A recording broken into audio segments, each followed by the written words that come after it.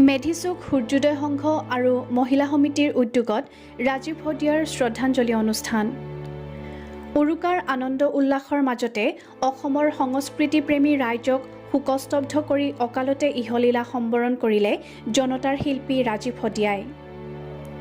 এগৰাকী জনতাৰ শিল্পীৰ বিদেশ আত্মাৰ চিৰশান্তি কামনা কৰি ৰাজ্যৰ বিভিন্ন দল সংগঠনে শ্ৰদ্ধাঞ্জলি জ্ঞাপন কৰি থকাৰ সময়তে সোমবাৰে সন্ধিয়া পাখৰিজনীয়া মেধিচুক সূৰ্যোদয় যুৱক সংঘ আৰু মহিলা সমিতিৰ উদ্যোগত সংঘৰ প্ৰাংগণত শিল্পীগৰাকীৰ প্ৰতিচ্ছবিত বন্তি প্ৰজ্বলনেৰে শ্ৰদ্ধাঞ্জলি জনোৱা হয়। সূৰ্যোদয় সংঘৰ যতীন লাহনে আঁত ধৰা এই অনুষ্ঠানত অঞ্চলটোৰ বিশিষ্ট ব্যক্তি জ্যোতিপ্ৰসাদ ফুকনে প্ৰথম গছি বন্তি প্ৰজ্বলন কৰাৰ পিছতে উপস্থিত অন্যান্য ব্যক্তিসকলে শিল্পীগৰাকীৰ প্ৰতিচ্ছবিত ধূপ বন্তি প্ৰজ্বলন কৰি শ্ৰদ্ধা নিবেদন কৰে।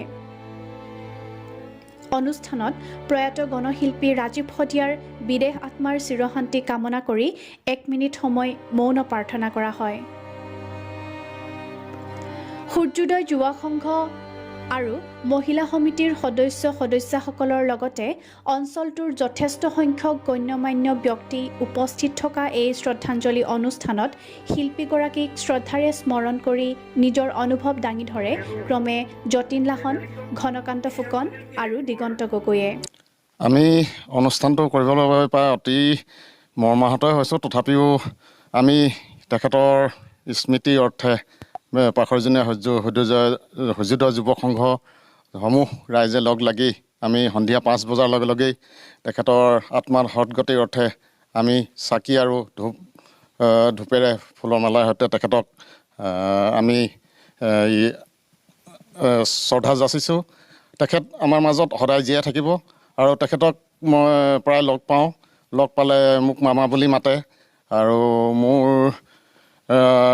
অতিকৈ দুখ লাগিছে। সিদিনাখন গান গাই থকা অৱস্থাতেই তেখেত মঞ্চৰ পৰা ঢলি পৰি যে চিৰবিদায় ল'ব এষাৰ কথা কোনোদিনেই ভবা নাছিলোঁ।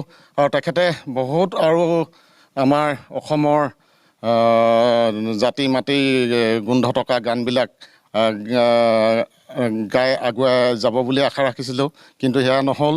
নিয়তিৰ পৰিহাস, এই পৰিহাসত তেখেত বিলীন হৈ গ'ল যদিও প্ৰতিজন আমাৰ এই অঞ্চলবাসী ৰাইজৰ মাজত তেখেত সদায় তেখেতৰ গীত মাতেৰে আমি জীয়াই ৰাখিবলৈ চেষ্টা কৰিম। বৰ বিশেষ নকওঁ, ইমানকে কৈ মই দুআষাৰ সামৰণি মাৰিছোঁ। শেষত যতীন লাহনে সকলোকে ধন্যবাদ জ্ঞাপন কৰি অনুষ্ঠানৰ সামৰণি মাৰে।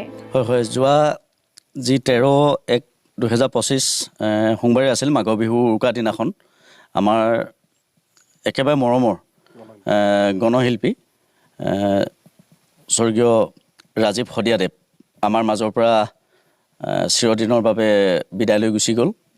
সেয়েহে আমি আজি পাখৰিজনীয়া সূৰ্যোদয় যুৱ সংঘ আৰু মহিলা সমিতিৰ সৌজন্যত আজি সন্ধিয়া আমি বন্তি প্ৰজ্বলন আৰু কৰা অনুষ্ঠান এটা হাতত লৈছিলোঁ আৰু তেখেতৰ মৃতকৰ আত্মাৰ সদগতিৰ অৰ্থে আমি 1 মিনিট ভগৱানৰ ওচৰত মৌন প্ৰাৰ্থনা কৰা এটা অনুষ্ঠান এটা লৈছিলোঁ।